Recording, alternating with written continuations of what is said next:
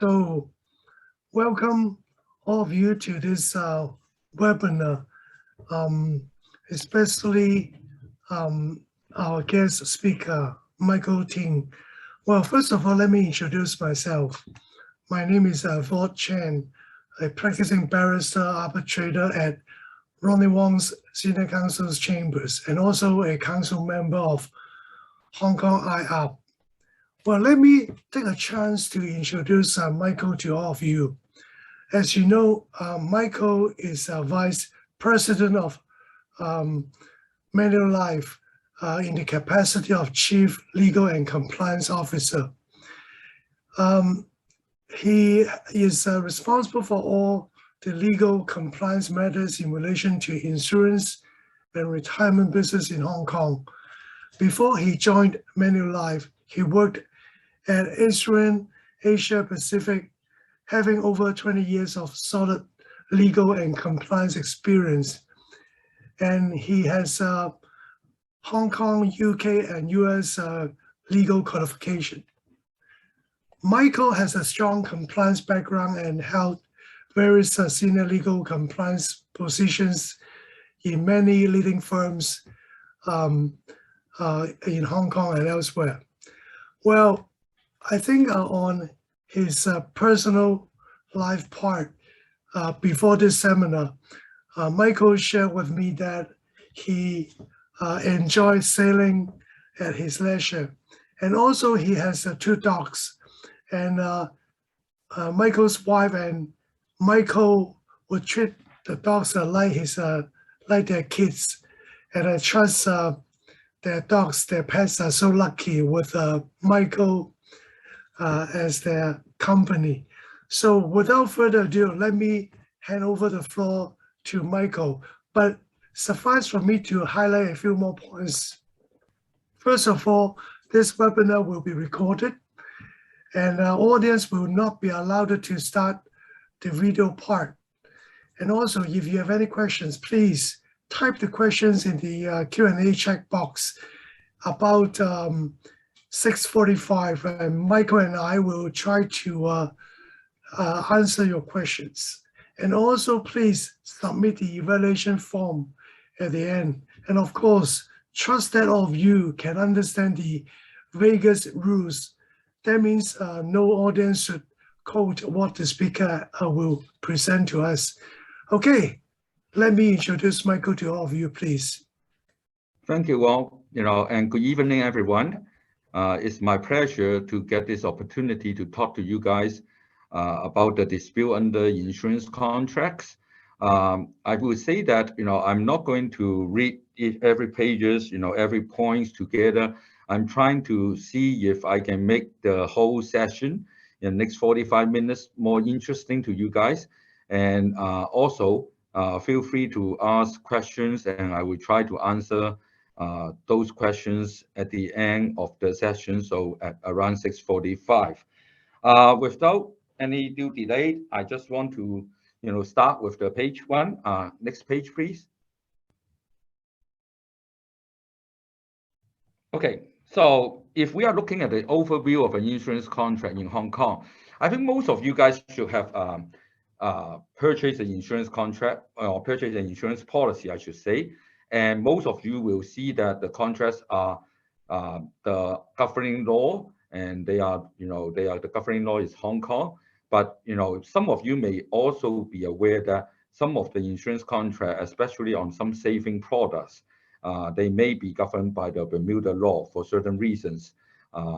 Some people like to have the Bermuda law or so, but we all know that it was unfortunate we had a COVID. The COVID also changed, but the COVID on the other side changed our life, our lifestyle, our work life, and those kind of the things. And the third part I'm going to go into talking with you guys is some challenges and potential issue with cross-border. And especially I want to mention about Mainland China. As I don't know if you guys got a chance, last week I record when I was seeing the TV. Watching the TV. When I was watching the TV, there was something we talked about the insurance, and then before the COVID, it was the statistic is, 40% of the Hong Kong insurance premiums are from they were from mainland Chinese. So that is a huge amount. So for the insurance business in Hong Kong, that is the three things I'm going to look into and try to, talk about that with you guys in the next 45 minutes or so. Okay, next page, please. Okay, as I said, we all know that, in Hong Kong, most of the insurance contracts are governed by the laws of Hong Kong, but some of them may be by the Bermuda. I can tell you there are some insurance contracts are governed by the Bermuda law. So any dispute that we will know that, it will be going out to be, going to the Hong Kong court. But in the later on of my presentation, in the next few one, I'm going to talk to you about how people, you can say that more like the arbitrate, because there's an insurance complaint bureau, which is helping the people not going to court, or I should say the policy holder or the grievances policy holder not going to court, and then how can they resolve some of those disputes with the insurers, We will also look into the, we know that for the insurance contract under the Civil Justice Reform in April 2009, there are dispute resolution encouraged, so arbitration, and we have arbitration clause in a lot of the insurance contracts, So that is something that you may want to look into your contract, whether, if there's a dispute comes up, you can go for the arbitration or not. And especially the most common one I can tell you is in the last few years, the FHB, I mean the Food and Health Bureaus, has been pushing, I shouldn't use the word pushing, has been promoting about the voluntary health insurance scheme, the VHIS. So if you guys have a VHIS scheme, under the scheme you purchase a contract, please look at that. There is an arbitration clause in there. Next page, please.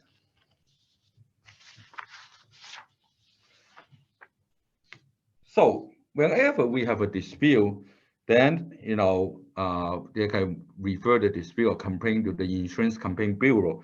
Insurance Complaint Bureau, first of all, I want to say that it is if you want to get the Bureau to get involved to resolve your dispute, it must be a monetary in nature. So anything, if there's not, you can't complain about the services, or you can't complain about the other things, either the misconduct, or if I will say of the agent. But if there's anything in the monetary, then you can go to the ICB. However, the ICB does have a few things you have to satisfy. First of all, their limit is only 1.2 million Hong Kong dollar. The second thing is, you have the insurance company, in your case, in that case, I should say, must have rejected the claims.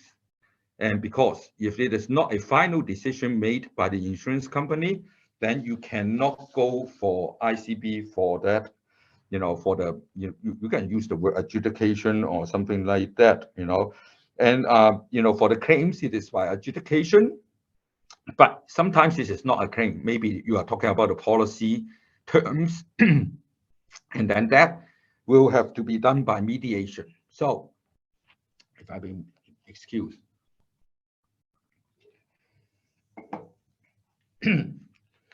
Some of you may be wondering why I'm still wearing a mask in a room, but I can tell you that my company has a very stringent policy in order to protect all the colleagues. Even though you are alone by yourself in a room, you have to wear the mask, all the times when you are in the company premises, So with then, I think I just go to the part that, if it is a claims, then you will be by adjudication. If it is a non-claims nature, then you will be by mediation. So usually it is around 4 to 6 months.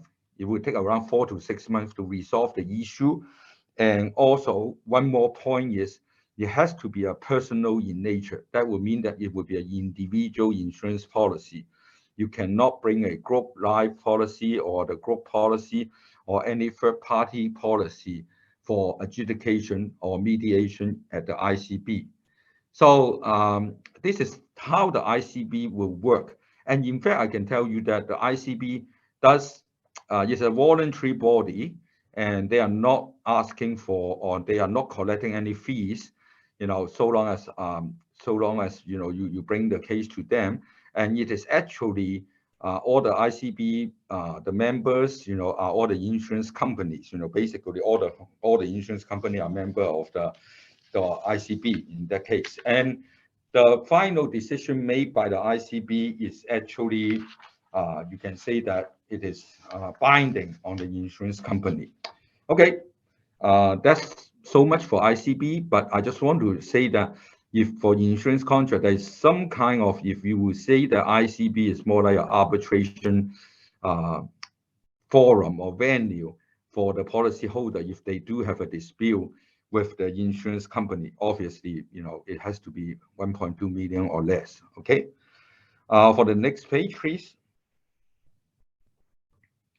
And obviously, there are different ways you can enforce an insurance contract. And we also got the third party, enforcement of the insurance contract. And some of you may be well aware the contract right of third parties ordinance. And then you also provided, any third party a right to enforce an insurance contract, through that ordinance. What I really want to bring out is sometimes you will see that the beneficiary of a contract, they are not a parties to the contract. If there's anything which may affect their rights, in Hong Kong, we do have the contract rights of third party ordinance, the Cap 623, to help to deal with that. And insurance contract will be binding in one, as one of those things under the ordinance. So, who else you think you can bring this? What other third party? That is something that actually you guys are always have. Most of you guys, I think, if you work for yourself or self-employed, or even though a lot of them you are working for a company, a law firm, then they provide you with a medical insurance or group life insurance. So under the group life insurance or a medical insurance, imagine the company, your firm or your law firms, are actually the policy holder. So you have no contract with them. You're just what they call a member. However, or the beneficiary, if you have a group life insurance. However, if you are not satisfied with them, you can actually exercise your right to do that, because under this ordinance, you will be protected. And if you want to bring any suit or anything, against the insurance company, if you think that they are not fair to you, or so, you can still do that, even though you are not a contractual party to that insurance policy. Next page. Obviously, once you sue, then you want to make sure that you get a judgment. How about if you have a judgment from a foreign jurisdiction or in mainland China? Can you bring the enforcement action back in Hong Kong? So of course you can do that. I think the Foreign Judgment Reciprocal Enforcement Ordinance, the Cap 319, or there is one especially for the mainland judgment that will be under Cap 597. That would be something that you will be able to ask the Hong Kong court to recognize any money judgment that you have entered against the insurer or the defendant, in the foreign countries or mainland China. So I just want to bring this to you guys, that so even though you have a foreign judgment against a foreign insurer, because nowadays, as you will remember, some of those contracts you may be covering, especially now the contract for travel insurance, you will be covered for different jurisdiction, and even for some of those medical coverage contract, it will be covered like for Asia and for other countries, including the whole world, So that would be something that on the judgment side, that it will be covered on that. Okay, next page, please. Next page. So much from the first point about the insurance contract and some of those terms and how it works, or what kind of the party you can bring out, for the, for the enforcement, and also for the, for the arbitration. Now, I want to turn into the section about how about the COVID-19, how it impact on insurance contract, and how it also impact on the issuance of the insurance policy, including the conclusion of an insurance contract, And I don't think I have to say much, COVID really give us a difficulty to meet face to face. Therefore, and also you don't want to meet face to face too, right? So therefore, a lot of the actually insurers has start to think about whether I can sell the virtual face to face selling, or you can say non-face to face selling, or we call it virtual face to face selling. So around, I would say that, 3 years ago, the Hong Kong IA, that's what we usually say is the Hong Kong Insurance Authority, had already got a sandbox. What they call sandbox is for all these technology things that, you insurers can apply for sandbox to sell insurance policy to the customer under the virtual face-to-face, and that would be something that, some of the major insurer has applied for it, and then they have been using that to serve their customer. And this is a really useful tool during the time of the COVID. And we have the first wave, on the last fifth wave was really serious, So that really helped the insurance company to continue to serve the client, to service the client who are in need of insurance on those things. Obviously, that would involve the electronic transaction, and then I'm not going to. One thing is because I would imagine a lot of the audiences are lawyers, so I'm not going to read out every single ordinance, but you will see on the screen that I have already based on which ordinance will govern, and on this one, obviously they have to be governed by the Cap 553, So on the signing, and also on how you are going through the things, or going through the process, I should say, with the customer, and then that kind of things, it has to be a very good security to make sure that you will not be intervened, by the others, So that is something that the insurance company has been promoting. What they also say, digital. Even though now, without the, I'm not saying without the COVID, I should say, even though now the COVID is better, or during the normal life of the people, a lot of the times you may have seen that the insurance company, I would say that starting 3 to 4 years ago, for some simple contract on the general insurance area, like, if you want to buy a car insurance, and then they have started on this, before. But now it has to go into the life insurance, on how you can sell a life insurance contract to a customer, through the electronic means, I should say. Next page, please.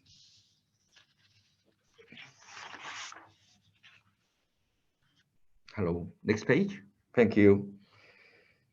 Okay, so that is something that we have been, obviously one other thing you have to make sure that, you see I didn't see the share screen. Okay. Okay, thank you.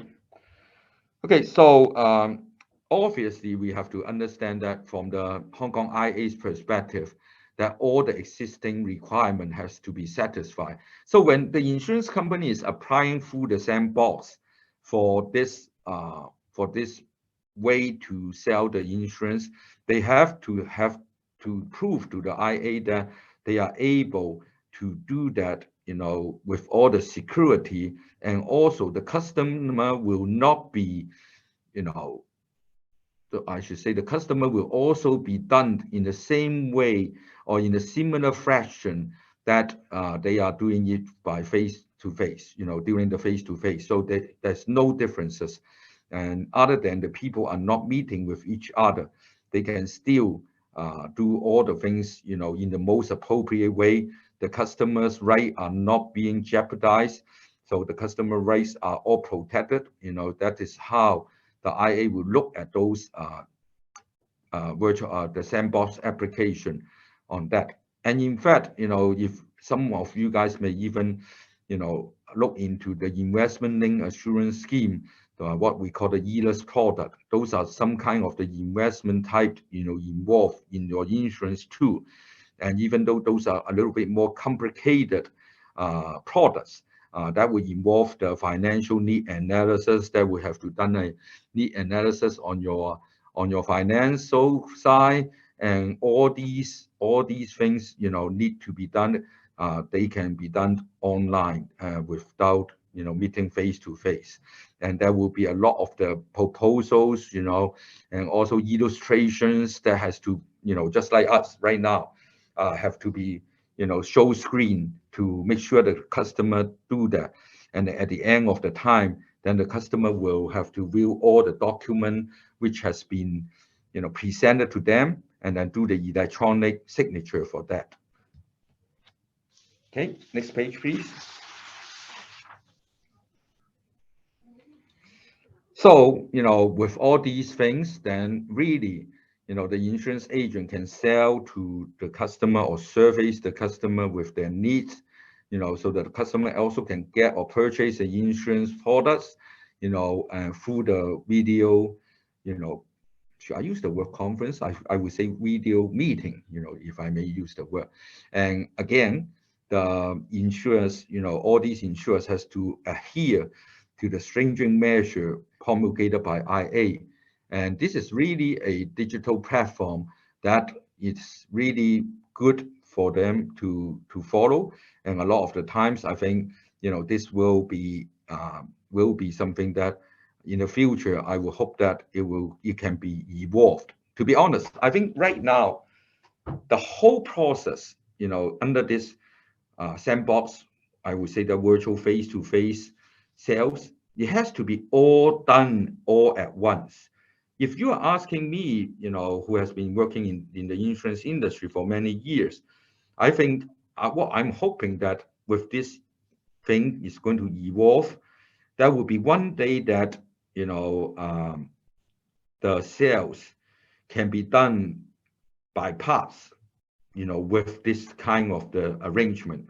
What do I really mean for that is, imagine when we are going to the normal life, I'm hoping that it will be very soon, that people will be able to meet each other.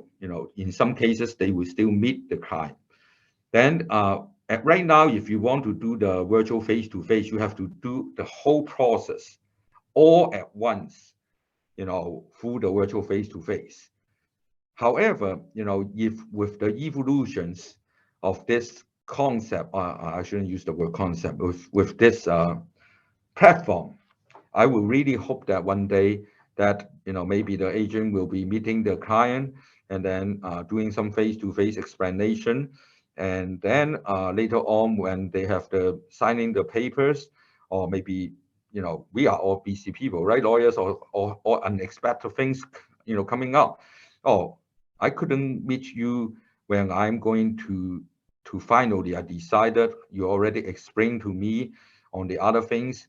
Then all I need is to go through the paperwork again and then do my signature. If I'm just really hoping that one day this can be evolved, and then, or getting so good that we can do the last part. For example, just signing the papers, the contract, the application, I should say, over, using the video meeting, So I'm just hoping that one day this thing really can be doing. And if you look at it this way, that, the digital sales really can help people, because if you are looking at purchasing a life insurance contract, usually you don't meet the agent once. You have to do that, a lot more times, and then you need time to think about that. But at the time of the signature or in between, say, oh, I want to meet with them, but this time I cannot come out, then will I be able to do that, using the virtual face-to-face? If I can do that only part of my sales process, I think that would be something very fantastic to see. And that is something I'm hoping that it will be seen. Okay, so much for the impact of COVID. And if I may change my subject to the last part of my presentation, that is the challenges and potential issues with the cross-border matters. Next page, please. As I have mentioned that, at the earlier of my presentation, that before the COVID, from the government, or I should say from the insurance authorities statistic, 40% of the new premium are from the mainland Chinese visitors, if you use the word. So there is really a big chunk of the people from the mainland China are purchasing Hong Kong insurance. Obviously, I don't think it would be appropriate for me to comment on why they like the Hong Kong insurance or anything attracting, because this is a seminar or a legal seminar. I'm not going to do any promotion or for the industry or not. But the fact is there are a lot of mainland Chinese residents or citizens. They like Hong Kong insurance products. However, that will create another kind of when you have the pros, you always have the cons, right? And that will create I wouldn't use the word problem. That will create a kind of let me put it this way. When a dispute happens, then we will have to look into which jurisdiction should take care of this dispute. But remember, at the beginning of my presentation, I already said, all the insurers, I would say, I can say all the insurers do have a jurisdiction clause that will be Hong Kong, and then also the insurance companies or the insurers will also have a governing law. This is the two basic thing, I think, for lawyers. We all know that we look at the governing law first, and then we look at the jurisdiction, any exclusive jurisdiction or not. So they would, 99% of the contracts would say Hong Kong, right? But if you are in mainland China, if you are mainland Chinese, obviously you want the mainland Chinese court, or especially the court in your jurisdiction or in your provinces or city to be governed, and so that you don't have to travel all the way to Hong Kong, right? If you come to Hong Kong and the litigation costs, you have to find a Hong Kong lawyer, and if you have to to travel to Hong Kong, stay in Hong Kong during the whole period of time. So I can tell you that some policyholder decided to sue in mainland China against that. But you are thinking about, how can that possible, right? You already agree that the jurisdiction is Hong Kong, and then how can you do that? Well, I can tell you that that's something that if the insurance company are starting to do more business in mainland China, especially we have been looking into the GBA for a lot of the insurers, I should say, then this is something that you have to consider, because around 2 years ago, I would say that there was a case held up in the Intermediate People's Court of Wuhan City, and that is a Hubei provinces. And that was that case that the plaintiff brought a suit against a Hong Kong insurer, okay, not a joint venture insurer in China, against a Hong Kong insurer, and asking the court, and obviously the Hong Kong insurer, the first thing they defended, it's not defend, legally we call it, you have to make an application, to decide which jurisdiction this policy should be litigated, or I should say this case should be heard, in other words. And the Hong Kong insurer, of course, argue Hong Kong, right? I have all these evidence. The policyholder signed it, and then I issue a policy. But I can tell you that strangely, I won't use the word strangely, I would say that, but, you can say unexpectedly that, when the Wuhan court was looking at this case, they are saying that, under the Article 532 of the Interpretation of the Supreme People's Court on applicability of the Civil Procedure Law of the People's Republic of China, they are supposed to look at 6 conditions. Actually, next page, please.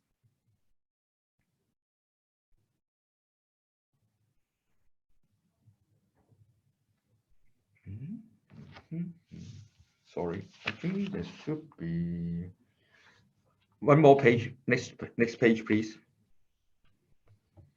Yeah, if you look at that, I do wrote down on the second bullet point that there are 6 conditions you have to look into that. And if any one of those conditions that stated there, is applicable, then the court cannot say you are, or I should say the court will then say I have jurisdiction over you. In that case, when the court looking at that case, they said that the condition 4 on the case involve no interest of the nation, citizen, legal entity, or other organization in PRC. So obviously, this is a PRC resident or citizen. So the case is not because they have no interest. So the court finally decided that they have jurisdiction against the Hong Kong insurer. And that is something that I just want to make sure that, but because after this case, we don't have I couldn't find any court document to say how the case was litigated and what was the decision. But at least from the jurisdictional issue, the Hubei Higher People's Court has indicated that, the lawsuit can be heard, in the Hubei Province Court, or I should say in the PRC. So this is a very interesting case. But to be honest, we all know that China is a civil law country, or I should say PRC is a civil law country. So what the Hubei court decided may not be the same for the other, say Guangdong court, or some other city of Shanghai. So it could be having a different interpretation from a different court's perspective. But if you are doing business in the GBA, I think for the insurers, or it will be interesting for the legal practitioner to know more about how the jurisdiction, how that province or how that particular jurisdiction in mainland China, how the court will look at those cases. But, this is something I think those are the potential issues that, an insurance company should look into when they are going to expand their business in the GBA area, Next page.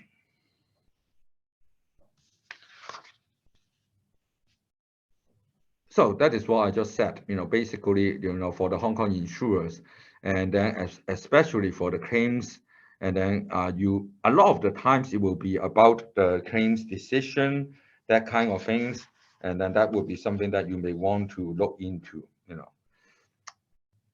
And next page, please. So much for the, insurance company. I also want to look into another potential issues as an agent or an insurance agent who are selling to their customer. After the insurance ordinance has been promulgated in 2019, actually there is a major change on the definition of a regulated activity. A lot of the people may not know this, but an insurance agent licensed in Hong Kong actually can sell the Hong Kong policy nowadays anywhere in the world. It's not limited in Hong Kong. However, by saying that, you have to, abide to the jurisdiction which you are selling. So that will mean that, you cannot sell in China because China prohibits anybody who are doing solicitation, in the mainland Chinese or promoting a foreign insurance, in China. So you cannot sell in China, not because your license could not sell in China, because technically right now in Hong Kong, if you have an insurance license, you can sell insurance policy, or I mean the Hong Kong insurance policy, to anywhere in the world if that particular place does not have any kind of the laws which prohibit you to do that, And I always taking this joke, so I would say that, who knows, in the middle of Africa or somewhere, or in the middle of nowhere, if that country does not have any rules to prohibit you selling policy, Hong Kong policy there, you can actually sell it there, So this is one of the major differences that, that you can do because of the insurance ordinance. However, you may not be able to do that because of the local law or jurisdiction you are physically in at that time. And a lot of the people are now looking in whether I can sell in Thailand or somewhere.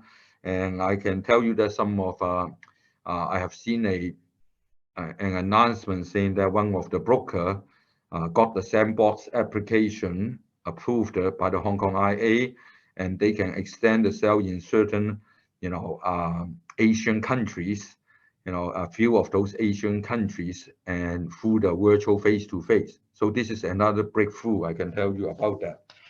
So if you are having a Hong Kong insurance intermediary, they can really, sell the Hong Kong policy to anybody, anywhere in the world, so long as they don't contravene the local laws for that, So but this obviously, if you are talking about this, then, it is going to be some of those cross-border potential challenges or conflict with that, Next page, please.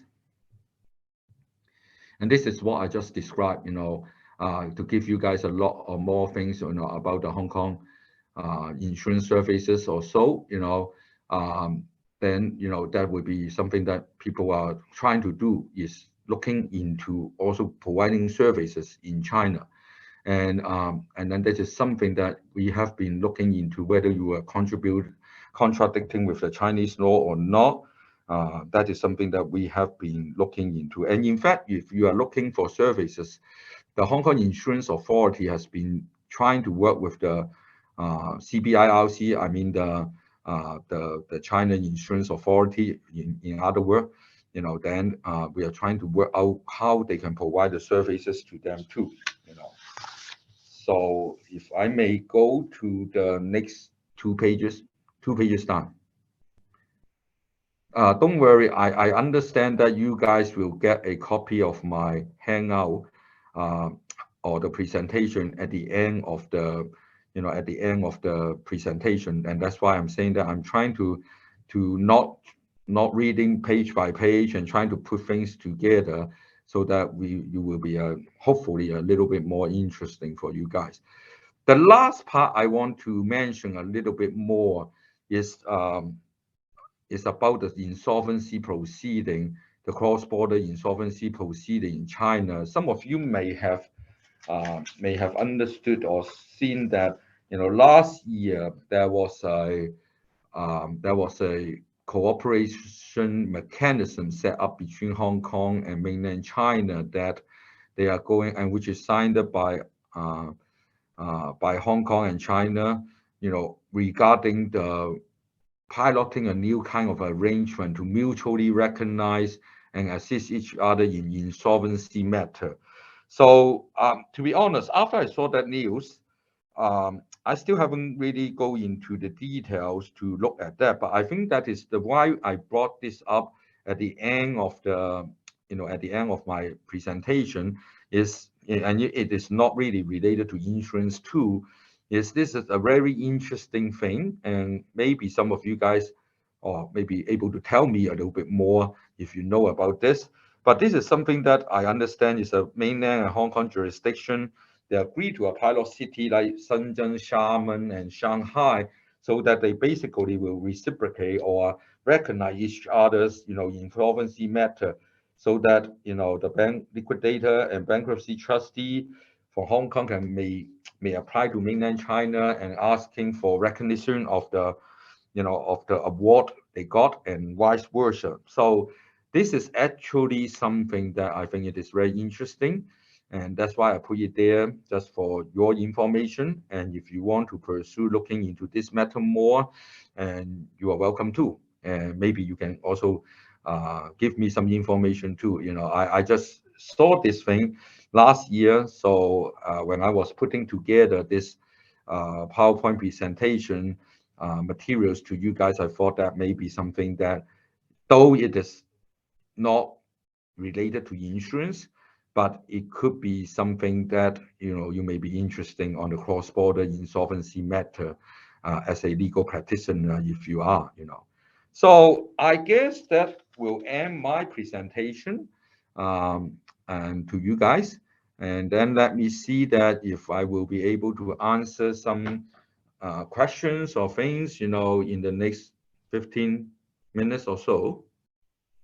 Thank you so much, Michael, for your very informative and insightful presentation. Well, I can see that, in fact, there are questions already put forward in the chat box. Perhaps the very first one is that, let me read this out. Are arbitration clauses common in insurance contracts? What do you think, Michael? Arbitration clauses, I will think that it is going to be common in insurance contract nowadays. As I mentioned, you will see the product, the VHIS I just mentioned, that there is a arbitration clause. And in fact, when the Food and Health Bureau, they want to introduce this product to Hong Kong residents, they insist that it has to have an arbitration clause. And also, as I said, that even though we don't have an arbitration clause from those kind of the insurance contract, maybe an older one, then there is already set up an insurance complaint bureau, which is in pretty much serve as an arbitrator on this whole thing. So I would say that you will see arbitration is going to be something that the insurance contract is looking into, or insurance company is looking into for insurance contracts. Thank you so much, Michael. Well, I can see that some other questions are being put forward as well, but as moderator, I would like to enjoy my privilege to ask a question of mine first, if I may. Okay, sure, please. Well, I'm just wondering what insurance disputes the Hong Kong court might think that arbitration is preferred to litigation. That means that the courtroom, that means in other words, what insurance disputes the Hong Kong court might be slow to take it on board under its jurisdiction. Well, let me put it in another way to see if I understand your question. That you mean that, what kind of the dispute you will believe that the Hong Kong court would like to take, right? Correct. Assuming that, so that means in general, like, what do you think of the court in Hong Kong, whether some insurance dispute that they may be slow to take on board, even though there might be a arbitration clause? Well, I will imagine that, if there is unless I think it's in the arbitration ordinance, that if the court has certain kind of the conditions that they feel that this arbitration is not fair, I will use. I think it's in my. I also put it in my handout. Then the court has a jurisdiction to take the cases. But in Hong Kong, to be honest, I think a lot of the life insurance contract, I haven't seen that many cases going to court. And one of the reasons you can say that is because most insurers will always use this word, reputation risk.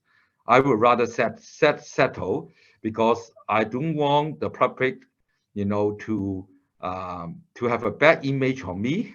Once the bad image has been shined out on that, then it would take them a lot more money on marketing to fix it. So in Hong Kong, a lot of the contract, to be honest, if it has going to court, in my practice, I also seen a lot of those kind of the indemnity bond, or those are all related to the construction area. But if you are looking for the insurance, life insurance area, I can tell you, so far I have seen a lot of the insurers would rather settle with the customer. Thank you so much. Sounds like the insurance sectors, they would like to reach a settlement out of courtroom or even out of arbitration in order to make commercial sense, right? Yeah. Okay, let's take a look at the next question that in the checkbox here. Well, let me read this out. Was the Wuhan Hubei court judgment you mentioned earlier enforced by the Hong Kong court?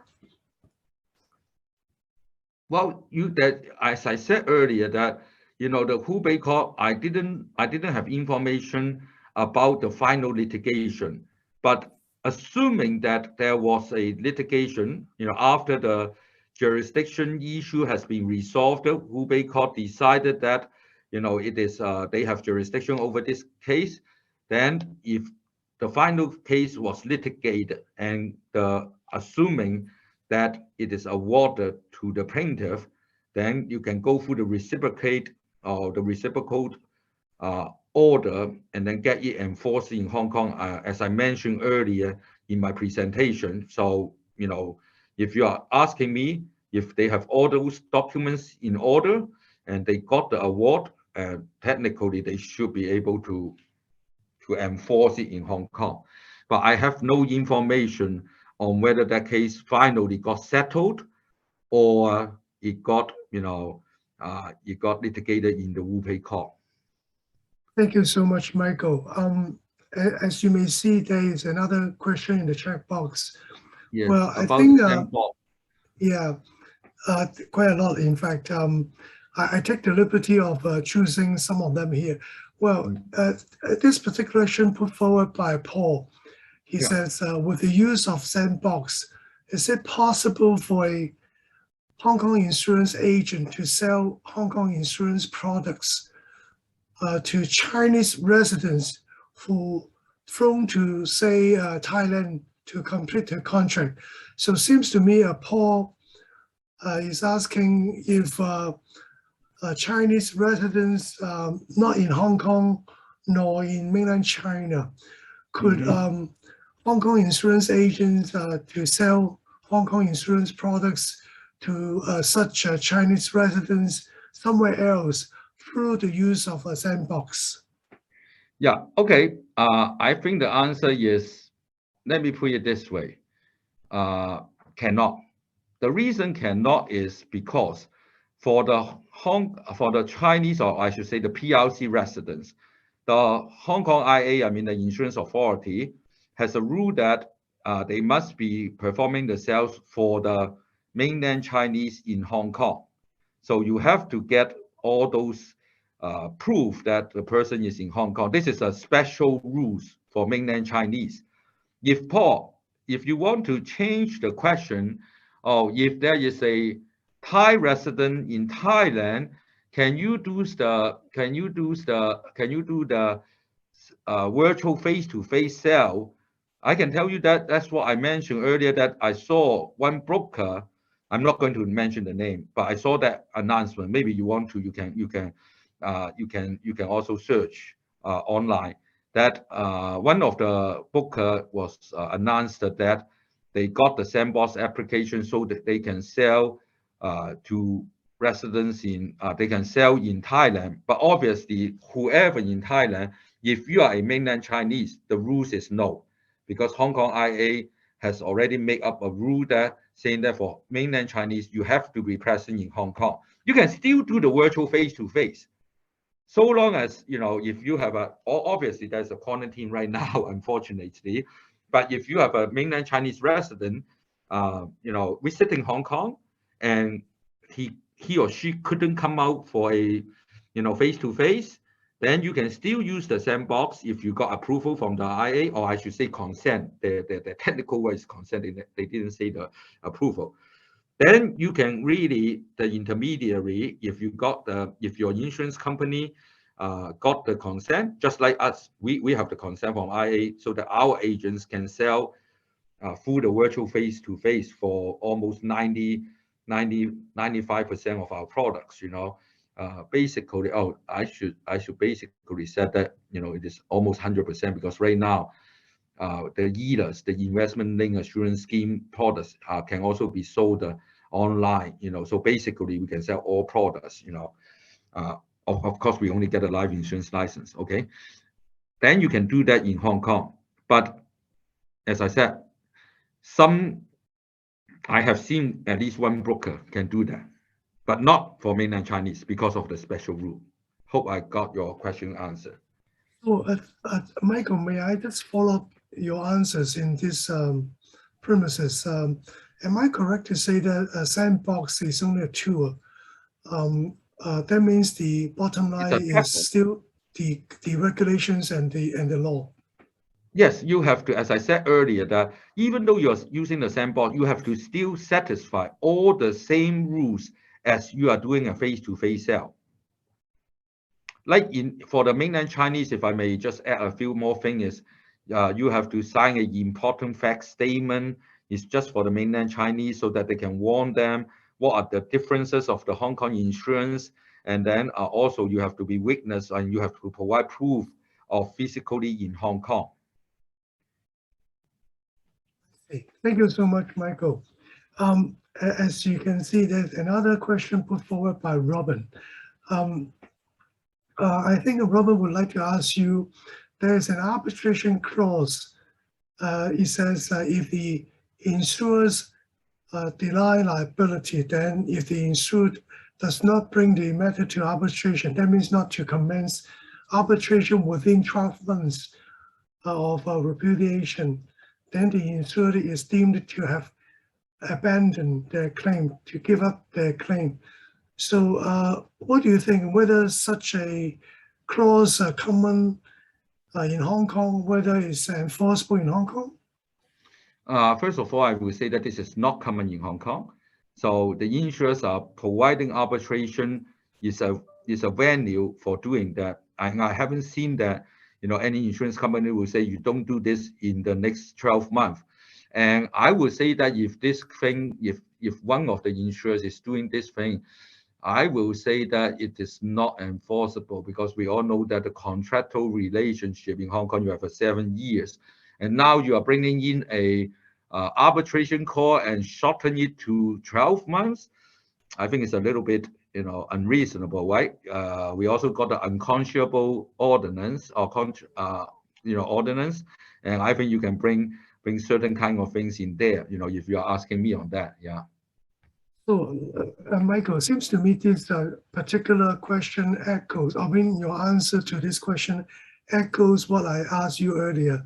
What's insurance disputes, perhaps Hong Kong court may be slow to take on board under its jurisdiction. I think that might be one typical example, right? Mm-hmm. Thank you, yeah. Michael. Okay, well, I think some of the audience, they are quite interested in knowing more about this sandbox, this tool. Would you like to share with us more any particular features about this sandbox? Well, this is, as I said, this provided an opportunity for an insurer or their agents, I should say, or sometimes even the banks, the company agent that is a bank, for serving the client and sell the whole, the whole selling process can be done through online, just like what we are doing right now, and also by using the share screen, feature, and then showing all the different, illustrations, proposals, or some kind of the forms, and then also asking the client to fill out the forms, through the video meeting instead of meeting face to face. So I can tell you that Hong Kong IA has thought through this thing in a very sophisticated way to make sure that you are not trying to do this so that you can avoid or doing something bad. For example, IA does require that, Hong Kong is a liberal city, right? So you can make your choice. So some people in Hong Kong IA's perspective is you are supposed to video, just like right now, we are video recording or at least audio recording of the whole process, unless the client has a choice saying, oh, I don't want my face to be seen, right?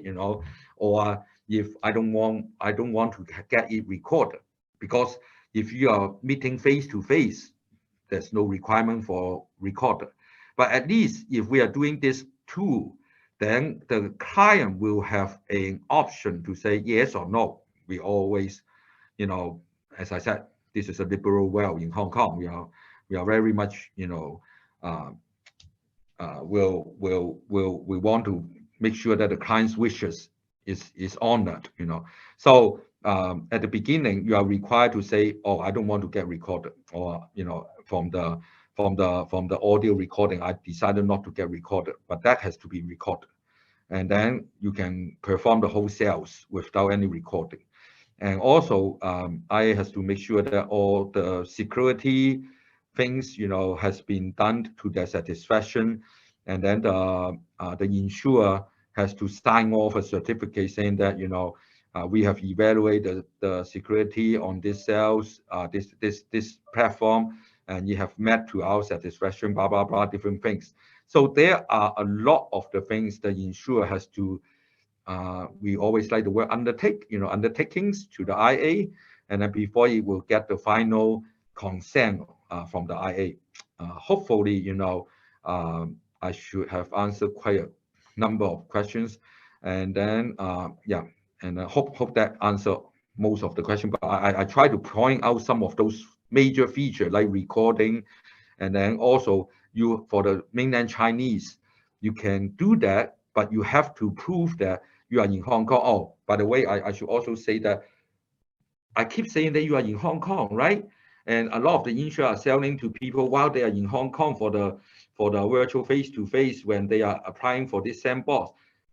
How can you prove that? The insurer has to have a geolocator and be able to track on that and then record that so that it can make sure that those people who are the purchaser, let me put it this way easier, the purchaser of this insurance contract, that particular person is physically located in Hong Kong when the virtual face-to-face sales has been performed during that time. Thank you so much, Michael. I trust the pandemic has made all sectors having different types of measures to deal with the situation. Okay, let's take another question here. I'm reading this out loud for you to consider whether it is mostly common to include an ad hoc arbitration clause or institutional arbitration clause into an insurance contract in the jurisdiction. Michael. Well, I would say that, if it is an arbitration clause, mainly then it won't be an ad hoc.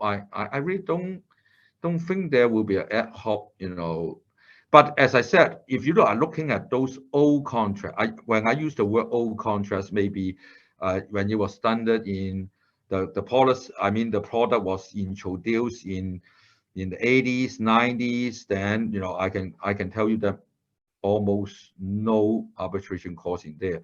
But you can see that from lately in the last few years, then you start to see more insurance contract which has arbitration clause. Let me put it this way. I hope I answer your question on that. Okay, I can see that I still have so many questions here, but I just have about 1 minute left. Before we perhaps close this session, I'd just like to thank you so much again for Michael's very insightful and informative presentation today. And thank you so much for all of the audience participation here. And Michael, do you have any final remarks to give to the audience to sum up the whole presentation? Well, I think from my perspective, I think it will be, for the audience that, insurance area does have a lot of things going on, and it is really an evolving business. For my things, if I can say my feelings or some comments is, I have joined this area. I got admitted in 1997, and then I start to practice as a lawyer, as a litigator for the insurance company. And then I first joined the life insurer in Hong Kong in year 2000. But I can tell you, even though in the last 20 years, the insurance laws has been changed so much. And even though for the last few years, it has been changed so tremendously that you have to keep up with the things. And this is something I always feel this area or this industry is very challenging, because what I was saying that last year could be very different. I can tell you one single thing is, you guys may have seen or heard a lot about the premium financing. And premium financing was a very, premium financing a insurance policy, it was like hotcakes, in the last few years. And now the IA has already promulgated a new rule, which will be implemented the beginning of next year, to January of next year, which will govern a lot of the ways you can sell by premium financing. Basically, before that, you can always do that so long as you can find someone to finance you from the bank. But there will be a lot more rules for us, and even so to follow, for the intermediaries to follow. So things has been changing, and it's changing really tremendously. This is a very kind of a dynamic, industry. I think that is what I am trying to say. But a lot to learn from myself. That's why I'm saying that, sometimes I may even learn from the audience, Thank you so much, Michael. Thank you so much again, and my hats off to you for your very invaluable insights. And of course, before we end this webinar, I'd just like to invite all of the audience to submit an evaluation form, please. And thank you so much again, Michael. So let's finish here. Thank you. Thank you. Okay, great seeing you all. Okay. Thank you. Bye-bye. Bye-bye. Bye-bye.